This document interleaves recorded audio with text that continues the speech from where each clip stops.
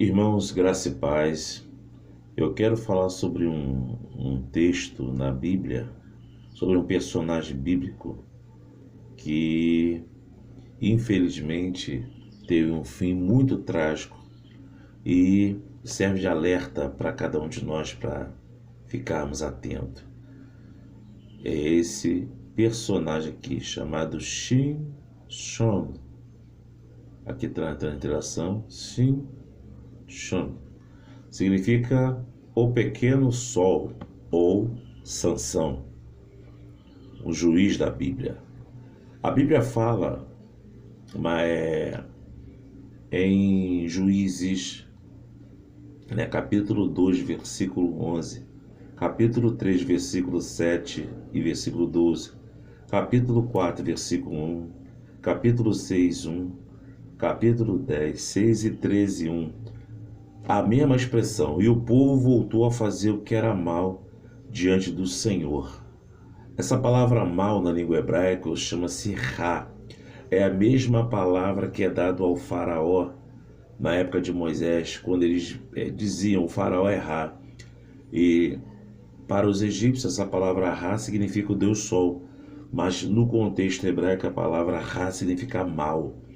E mal ali é quando a pessoa faz maldade com intenção, com intensidade. Então, o povo voltou a fazer o que era mal diante dos olhos do Senhor, e Deus, em Juízes capítulo 13, aparece para Manoá, o anjo do Senhor, e explica como seria o nascimento de Sansão. Só uma visão panorâmica para nós entendermos aqui. Quando chega no capítulo 13, lá no último versículo, a Bíblia fala que o Espírito do Senhor começou a impelir Sansão de quando em quando até o campo de Mané-Dan, que está. Sansão é da tribo de Dan, a menor tribo de Israel. Tribo de Dan, a palavra Dan significa sangue. Então, ele era da tribo de Dan. O período dos juízes durou 320 anos. Teve aproximadamente 12 juízes.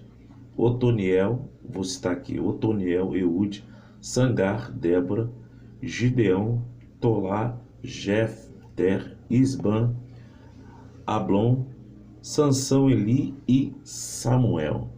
Uma coisa muito interessante, que a Bíblia fala que o Espírito de Deus se apossava de Sansão, se apossava dele. Ele começou a impelir ele. Quando chega no capítulo de número 14, e tem um voto. Qual era o voto do Nazireu? Está em Números capítulo 6. Não podia tocar em cadáver, não podia beber bebida forte, não podia cortar os cabelos. Mas a Bíblia fala no livro de Juízes capítulo 14 que ele vai até uma cidade filisteia, ele vê uma jovem e ele se apaixona por ela. A Bíblia fala que nós não podemos estar em julgo desigual. Ele vai, pede consentimento ao pai para casar com essa moça. Quando chega no versículo 8 e 9, quando ele está indo pedir a mão da moça, a Bíblia fala que ele aparta-se do caminho, versículo 8 e 9, e o leão ataca-o, e ele rasga o leão no meio. O Espírito de Deus se aposta dele e rasga o leão no meio. E no outro dia, ele volta de novo até aquele lugar e vê um enxame de abelhas com mel no corpo do leão morto. Até hoje eu não consegui entender o que a abelha estava fazendo, uma colmeia, no corpo de um cadáver de um animal. Até hoje a ciência não consegue explicar, nem eu consigo explicar, não sei. Eu creio que na minha visão espiritual, trazendo para o mundo espiritual, isso foi feito para chamar a atenção de Sansão, o diabo chamando a atenção de Sansão, para que ele quebrasse o primeiro voto, que é não tocar em cadáver. Aí quando chega no versículo 10, ele casa com essa mulher filisteia e dá uma festa. E ali, no meio da festa, ele joga uma charada, joga um enigma. Nós que somos evangélicos, nós temos uma maneira um pouco diferente de pensar. Eu não vou ficar vivendo de adivinhação, de charada, de enigma. Não, eu tenho que crer na palavra do Senhor e não ficar, não de charadas. Porque a Bíblia fala que a gente não... Romanos 12 diz: não vos conformeis com esse mundo. A gente não pode tomar forma do mundo. E aí, a esposa dele fica em cima, ele perde a aposta, e ele desce até Ascalão e mata 30 filisteus. 30. Está no versículo 19. Quando volta no versículo 15, ele casou e nem participou da lua de mel. Ele vai e mata 30 filisteus, volta para casa do pai, e lá no capítulo 15 ele lembra bem da esposa, e volta de novo ao arraial do inimigo. E chega lá, a esposa dele já tinha dado para outra. Ele fica aborrecido, pega 300 raposas e toca na cela dos filisteus e incendeia tudo. Os filisteus ficam revoltados e matam o sogro e a esposa de Sansão. E ele se esconde na rocha de Etã, e os próprios irmãos, Patrício, vai, amarra ele e leva ele amarrado, e ali ele consegue soltar-se das cordas, e ali ele mata 1000 homens com uma queixada de jumento. Ele consegue matar 1000 homens. Que coisa interessante. Quando chega no capítulo 16, a Bíblia fala que Sansão volta de novo a Gaza, a terra dos filisteus. Chega lá, ele vê uma prostituta e adentra com ela. Depois ele arranca os portões de Gaza. Depois ele volta de novo e se envolve com Dalila. E uma coisa muito interessante é que ele fica brincando. Ele brinca: ó, se me amarrar com... fizer isso, aquilo, outro. E a Bíblia fala que 5 príncipes dos filisteus trouxeram 1.100 moedas de prata. 1.100 moedas de prata por baixo equivalente a 300 quilos de prata no dia de hoje. 1 quilo de prata está custando aproximadamente 4.000 reais. Aí tem 300 quilos de prata, que dá 4 milhões de reais, se fosse no dia de hoje. 5. Então, a conta mais ou menos seria 15.000 quilos de prata aproximadamente ela ganhou para entregar a Sansão. Eita! E ela fica em cima. Onde é que é a tua força? Onde é que é a tua força? Ele começa a brincar. Irmão, a Bíblia fala em Provérbios capítulo 4, versículo 9, que aquele que zomba do pecado é tolo. Não é para a gente brincar com o pecado, é para sair, fugir da aparência do mal. 1 Tessalonicenses capítulo 5, 22. Fugir, correr. José estava sendo assediado pela mulher de Potifar, ele correu. Não é para brincar. Ele fica brincando. Até que pegam ele, descobre o segredo dele, que era o cabelo, raspa a cabeça dele, cortou. E aí os filisteus, aí Israel fala: Sansão, os filisteus vêm contra ti. Aí ele fala o seguinte, depois vocês lêem com calma o livro de Juízes todo, do 13 ao 16. Aí fala: sairei desta vez como dantes, porque ele não sabia que os filisteus que o Espírito de Deus já tinha se afastado dele. Aí 6 coisas acontecem com Sansão, depois vocês lêem, capítulo 16, versículo 21. Primeiro, pegaram ele, primeiro capturaram ele, depois que capturaram ele, arrancaram os 2 olhos dele, vazaram, arrancaram os 2 olhos dele, não é furou, arrancou com tudo, com o globo ocular, arrancaram os 2 olhos dele. Terceiro, fizeram ele descer a Gaza, desceu.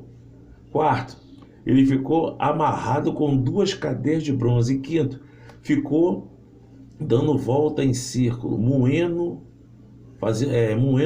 no cárcere. Esse trabalho bem de moer era trabalho dos escravos ou um trabalho dos animais de carga, animais fortes que aguentam ficar moendo. Essas pedras de moinho, que era uma pedra gigantesca e pesada. Ele ficou fazendo o trabalho de um escravo e de um animal, porque pecou, desobedeceu às ordens de Deus. Deixa eu falar uma coisa para você. Tem pessoas que acham que porque tem uma posição social, que pregam bem, que cantam bem, que são verdadeiras enciclopédias espirituais, que não corre o risco, se não vigiar, corre o risco de cair feio. quando a soberba, a vaidade entra, quando o orgulho entra. Segunda coisa, se vocês for ver todos os líderes de todas as épocas, Sansão foi o único que não construiu um exército. Ele fez carreira solo, ele foi sozinho. Um grande erro. Ninguém faz nada sozinho. Temos que estar junto, temos que estar entrelaçado, em comunhão. E ele é preso.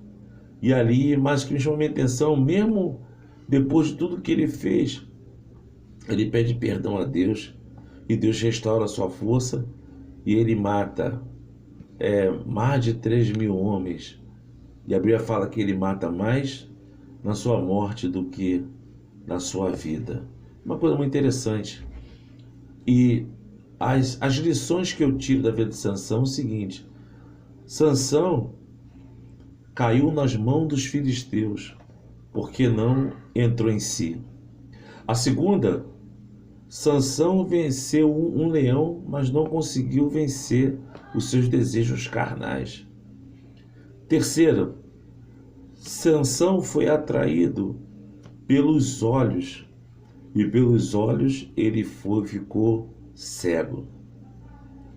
Quarto, Sansão achou que estava livre, brincando com o pecado, e acabou sendo preso por ele.